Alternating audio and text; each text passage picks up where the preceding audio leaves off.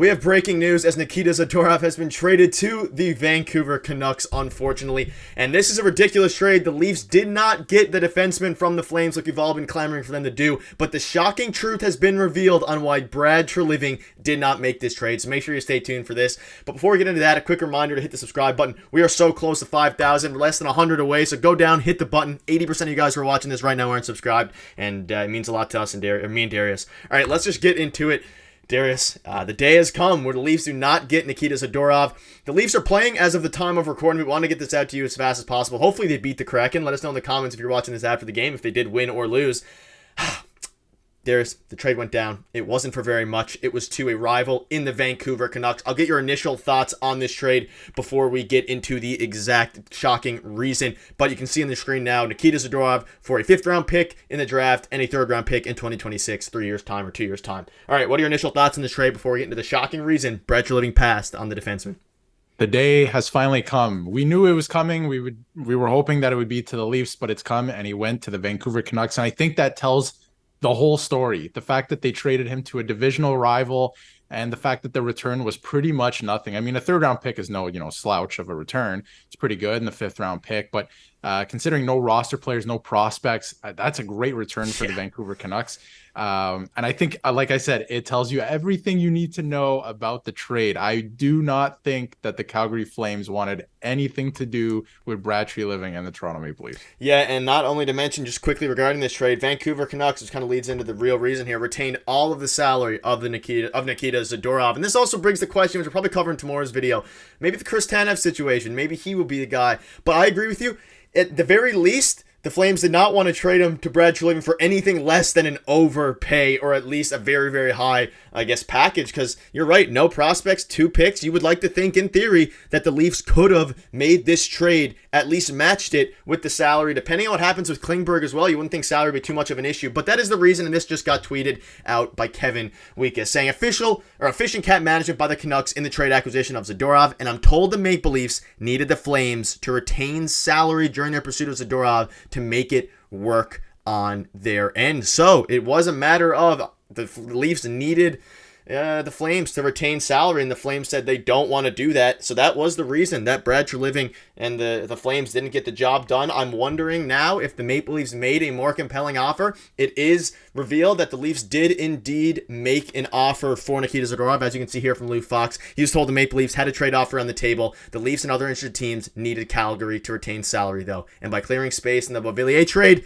Vancouver could take on Zadorov's cap hit. So Darius, it's a bit unfortunate for the Leafs there. What are your thoughts on that cap situation? It's a little bit strange, a little bit disappointing. I never thought that would be the big obstacle getting in the way, but it seems like not just the Leafs, many other teams, that was the big thing. The Flames did not want to retain 50% salary like we were thinking.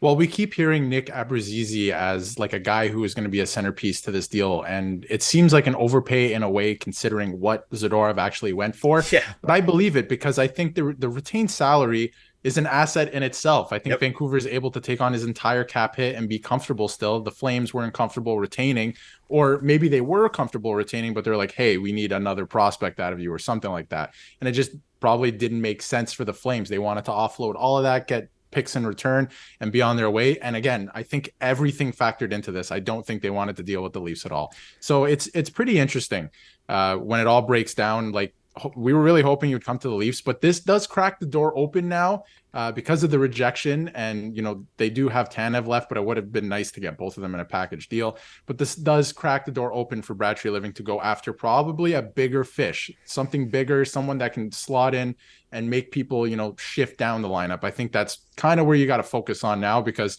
the big fish is gone. They were really going for Zadorov. That was the guy on their radar. Like you said, they put in an offer too, but just didn't work out. I think Vancouver had a better situation. And looking at his stats here, Nikita Zadorov, and I just had this screenshot from earlier. So this is from our video earlier. If I was trying to make a trade, I would try to get Zadorov and Chris Tanev. That's not going to happen anymore, and they're not going to get both of them. Is Chris Tanev now on the table is the question. Looking at the Zadorov stats, we all know what he brought to the table. 6 points in 21 games. He did request a trade to Calgary, so who knows how hard he was actually playing for them. But, you said it. It's a little bit unfortunate, especially for the amount of compensation that came back. You would like to think that the Leafs would have made that deal. Now, what I will discuss quickly, Do you think that the Leafs are going to now potentially look at someone who is not impending UFA? I saw some tweets from Leafs Nation, from some reporters, or not reporters, some rumors circulating that maybe the Leafs and Brad Treliving are going to go for someone with a bit more term to help actually solidify this core. We covered a few of them in our video earlier today. Who knows? Maybe a guy like Sanheim, he would cost a lot more from the Ducks, but he's under contract till I believe 2030 or something absolutely crazy like that. Maybe a guy like that, and they're going to go, swing for the fences even more. That might be an interesting scenario to think about. But do you have any, thoughts on that, or maybe another guy you have circled? We've talked about a bunch in an earlier video today, or do you think that Chris Tanev now could be likely? Who knows? Chris Tanev could still be likely, but like I said, I think the package deal would have been worthwhile. So I'm not sure it's worth your time to go after him anymore. Especially if the Flames don't want to trade with the Leafs. But you bring up an interesting name, Travis Sanheim from the Philadelphia Flyers. Flyers, not Ducks, yes. The Flyers. And I think that could be very interesting because Brody is aging and he makes $5 million. I know he's coming off the books, but if you were to just kind of replace him for $1 million more, a younger Travis Sanheim, who's a lot better, I think that could be an interesting move mid-season, even trade deadline. The Flyers are in it right now in the playoffs, so that would be. I don't know what they're thinking. Maybe they'll want draft picks in return, or maybe some younger talent as well because they're on the come up. But that's an interesting name to look at. I think the Leafs can still move out pieces while adding. I think you can move out older pieces and get better relatively quick. So it's going to be interesting to look forward to. But like we keep saying, they have to make a move. There's a move coming here. Yeah, and the big thing now, we discussed it in the video today. Sanheim would be lovely, by the way, just to throw my opinion there. It would cost a lot more than what Nikita Zadorov would have cost, or what most people or players, defensemen, blue liners out there would have cost. The big question now is we were speculating this earlier, the market is going to some degree. The Flames did make a trade before the deadline for not that much. So that brings up the question now, like we said earlier and you said earlier, the Leafs need to make a trade. You just said it. They need to do it. They need to do it sooner than later. And the big question was around the teams all around the league, will they do it before the trade deadline? And it's seeming, at least the Calgary Flames from their perspective, now maybe it's because Nikita Zadorov did request a trade a few weeks ago. That probably was a big, impending probably reason. Helped it along. Yeah, exactly. Yeah. But if the Leafs are willing to overpay a little bit, at least now we can see the market going. And maybe this sets the market to a degree for other blue liners.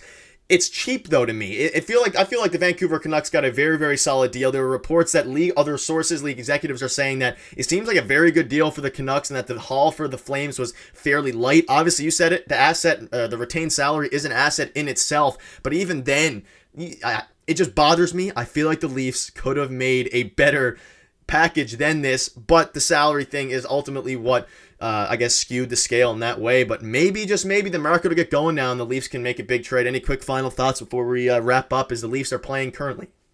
Like you said, the first domino has fell. So I think it could open up, especially with the Flames. Maybe there could be a potential for three-way trades with three different teams. I think things have just started to kick off. The Canucks, they're in a really good position. They wanted to make a trade early. They did that. So I think the Leafs are now in a position like, okay, we got to get going. We got to acquire our guy. And not just them. I think around the league, it's going to start to kick off. So I think it's going to be exciting heading into like Christmas and the New Year. Yeah, and shout out to the Vancouver Canucks for some great asset management with all their trades so far over the past couple of days. But that'll wrap up the video.